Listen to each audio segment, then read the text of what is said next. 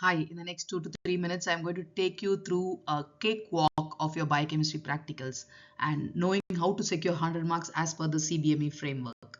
Come, let's get into the video.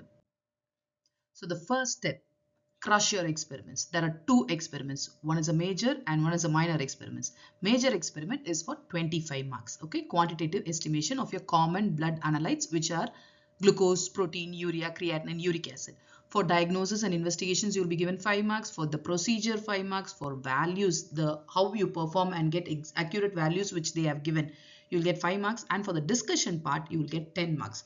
So please split this up. If you have 10 experiments, write down all the analyte name and name of the method and what is the principle behind the method, and write the normal value with two causes for increased value and normal value in a table. Just read this table before you go for your exam and you will get 20 out of the 25 marks in this, and remaining you can nail it in your discussion series.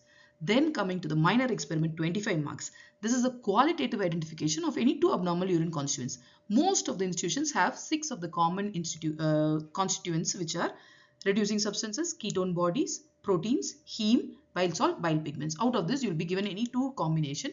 You have to identify them with the test, know the principle behind the test, and also discuss the causes of why these analytes or these constituents have been increased. This will give you 12.5 marks for each constituent, total of 25 marks. So here 50% of the marks of the 100 marks is completed with these two major and minor experiments alone. And then come to the clinical charts. This is only 15% of the total marks. So you'll have charts, 3 charts will be given and 5 marks each, and each institution this will vary. Okay, so you may have a strong hold of your basics in your theory.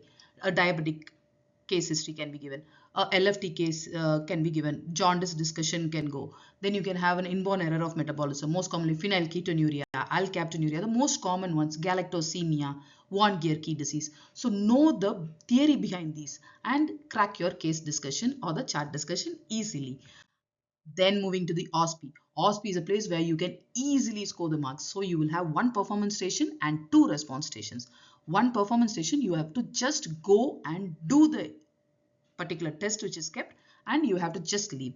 So that will give you 5 marks, and you will have 2 response stations where you will be writing down the answers for the questions which are kept on the table and just submit it and go.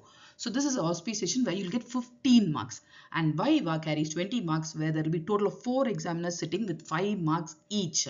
So the topics will be divided into among those examiners, and they will ask questions related to the topic. So that completes your Viva of 20 marks. So just to summarize, you have a major experiment 25 marks, minor experiment 25 marks, charts 15 marks, OSPE and Viva for 35 marks, and there is no way you're going to fail in your biochemistry practical exam.